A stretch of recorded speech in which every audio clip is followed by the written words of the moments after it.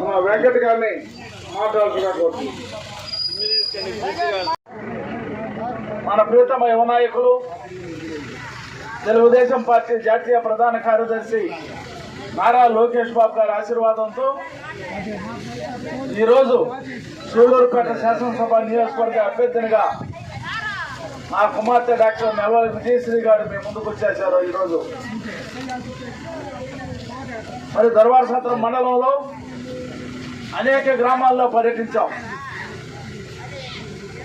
ప్రతి గ్రామంలో కూడా తెలుగుదేశం పార్టీకి ఆదరణ అభిమానం చూపిస్తున్నారు. పామంజి శ్రీనివాసులు గారి నాయకత్వంలో, అదేవిధంగా వెంకటయ్య గారి యువ నాయకుడు వెంకటయ్య గారి నాయకత్వంలో ఉత్సూరు గ్రామంలో తెలుగుదేశం పార్టీ నాయకులు అందరూ కూడా తిరిగి ఓట్లు అభ్యర్థిస్తూ ఉన్నారు. మరి ఒక్కటే నేను ఈ సందర్భంగా మనవి చేసేది, అభివృద్ధి ప్రదాత నారా చంద్రబాబు నాయుడు గారు అయితే అభివృద్ధి నిరోధకుడు జగన్మోహన్ రెడ్డి గారు అని చెప్పిన కూడా మనవి చేస్తూ ఉన్నారు. మరి గత 2 రోజుల నుంచి ఈ రాష్ట్రంలో సుమారు 32 మంది పెన్షన్దారులు మరణించారంటే దానికి కారణం వైఎస్ జగన్మోహన్ రెడ్డి గారిని కూడా మనవి చేస్తూ ఉన్నాం. రాష్ట్ర ఖజానాన్ని ఖాళీ చేసి ఇప్పటి వరకు జీతాలు ఇవ్వకుండా, పెన్షన్లకు డబ్బు ఇవ్వకుండా తెలుగుదేశం పార్టీ చంద్రబాబు నాయుడు గారు వాలంటరీ వ్యవస్థను రద్దు చేయించాడు. ఎన్నికల కమిషన్ ద్వారా వాలంటీర్లు 1వ తారీఖు ఇచ్చేదానికి లేదు పెన్షన్లు అని చెప్పని ఒక హుకుం జారీ చేయించాడని చెప్పని అనవసరంగా రాద్ధాంతం చేస్తున్నాడు జగన్మోహన్ రెడ్డి వైసీపీ నాయకులు.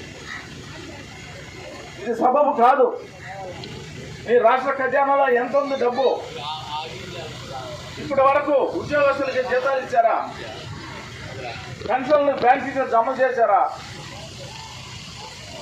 మరి ఈ రాష్ట్రంలో వాలంటీర్ వ్యవస్థ కంటే ముందు పంచాయతీరాజ్ వ్యవస్థ ఉంది, రెవెన్యూ వ్యవస్థ ఉంది. మరి కొత్తగా నువ్వు వచ్చిన తర్వాత సచివాలయ వ్యవస్థ కూడా తీసుకొచ్చావు. మరి సచివాలయంలో ఉండే సుమారు 10-15 మంది ఎంప్లాయీస్ ఉద్యోగస్తులు గోళ్లు గిల్లుకుంటున్నారు కానీ వాళ్ళకి ఎలాంటి పని లేదు. అదేవిధంగా సెక్రటరీలు కానీ, మరి అదేవిధంగా రెవెన్యూ వీఆర్ఓలు కానీ ఎలాంటి పనులు లేకుండా వాళ్ళ ఆఫీసులకే పరిమితం అయిపోతున్నారు. మరి వాళ్ళందరినీ ఎందుకు పెట్టుకొని నువ్వు అనుకున్న ప్రకారం 1వ తారీఖు ఎందుకు పెన్షన్లు ఇళ్లకు చేర్చకూడదని చెప్పని నేను ఈ సందర్భంగా నేను డిమాండ్ చేస్తాను. ఒక్కొక్క సచివాలయంలో 15 మంది నుంచి 20 మంది ఉంటారు. వాళ్ళు ఆ సచివాలయం ఉండే పెన్షన్దారులకి ఒక్క రోజులో 1 గంటలో వాళ్ళు ఇళ్లకు ఆ విధంగా సచివాలయ వ్యవస్థని, రెవెన్యూ వ్యవస్థని, పంచాయతీ వ్యవస్థని ఉపయోగించకుండా కేవలం చంద్రబాబు నాయుడు గారి మీద బురద చల్లేదానికి పెన్షన్లు 3-4 రోజులు ఆపేశారంటే ఇది రాష్ట్ర ఖజానా దివాలా తీసిన విషయం. దాన్ని బయటకు రానికుండా జగన్మోహన్ రెడ్డి ఆడే నాటకం అని చెప్పని కూడా మనం చేస్తా ఉన్నాం. సుమారు 13,000 కోట్ల రూపాయలు తన అనుమాయులకి ఎన్నికల సందర్భంగా పర్సంటేజీలు దండుకునే దానికి నువ్వు వాళ్ళకి బిల్లులు ఇచ్చేవే కానీ ఈ పేద పెన్షన్దారుల మీద మమకారం లేకుండా చేసుకున్నామని చెప్పి కూడా మనం చేస్తాం. కాంట్రాక్టుల మీద ఉండే మమకారం పేద పెన్షన్దారుల మీద ఎందుకు లేదని చెప్పి కూడా నేను ప్రశ్నిస్తాను.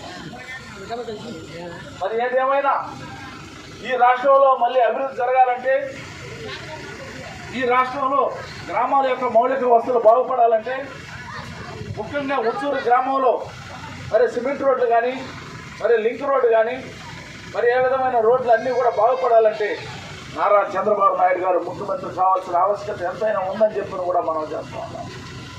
మరి అక్కడ నారా చంద్రబాబు నాయుడు గారు ముఖ్యమంత్రి కావాలంటే సూళ్లూరుపేట నియోజకవర్గంలో డాక్టర్ నెలవల్లి శాసనసభ్యురాలు కావాల్సిన ఆవశ్యకత ఉందని చెప్పిన కూడా మనం చేస్తూ ఉన్నాం. ఇక్కడ ఈ శాసనసభ్యురాలుగా అయితే నారా చంద్రబాబు నాయుడు గారు అక్కడ ముఖ్యమంత్రి అవుతారు. అందుకని మీరు అందరూ ఆలోచించండి. మరి గతంలో చేసిన తప్పులు చేయకుండా నారా చంద్రబాబు నాయుడు గారిని రాష్ట్రానికి ముఖ్యమంత్రి చేసుకుంటేనే ఈ రాష్ట్రంలో ఉన్న బీసీలకు కానీ, బడుగులకు కానీ ఎస్సీ ఎస్టీలకు కానీ న్యాయం జరుగుతుంది, సంక్షేమ కార్యక్రమాలు అందుతాయి, గ్రామాల మౌలిక వసతులు మారుతాయని చెప్పి కూడా ఈ సందర్భంగా మనం చేస్తూ వీరందరూ కూడా చంద్రబాబు నాయుడు గారు, అదేవిధంగా మరి పవన్ కళ్యాణ్ గారు, నరేంద్ర మోడీ గారు, మూడు పార్టీలు కూడా ఆశీర్వదించి పంపించిన నెలవల మినిస్ట్రీ అత్యధిక మెజార్టీతో ఉత్తూరు గ్రామంలో ఎప్పుడు పెద్దలు శ్రీనివాసులు గారి ఆధ్వర్యంలో ఎప్పుడు ఇక్కడ మెజార్టీ వచ్చింది. మరి ఈరోజు గ్రామ పరిస్థితులు బాగా మారి ఉన్నాయి. అందరూ కూడా జగన్మోహన్ రెడ్డి గారి ప్రభుత్వాన్ని చీపడుతూ ఉన్నారు. అందరూ కూడా ఈ దుర్మార్గ ప్రభుత్వాన్ని ఎప్పుడు పారదోలుదాం అని ఉన్నారు.